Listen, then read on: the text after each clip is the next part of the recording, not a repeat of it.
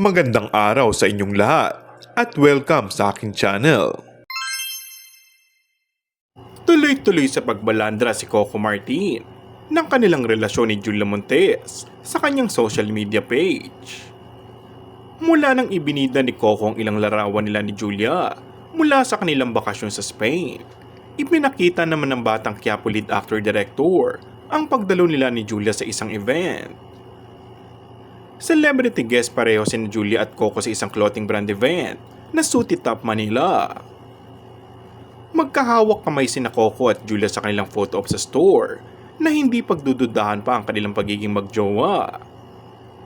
Nakapost ito mismo sa IG wall ni Coco na siyang social media na pinaglagyan ng larawan ni Coco at Julia abroad.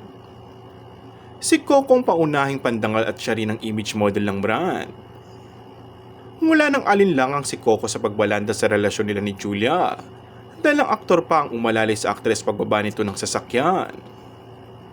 Magmula sa entrance hanggang sa paglalakad papasok ng venue, magka-holding hands ang dalawa.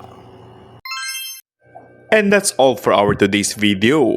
Kung bago ka lang sa aking channel ay mag-subscribe at pindutin na rin ang notification bell. Maraming salamat!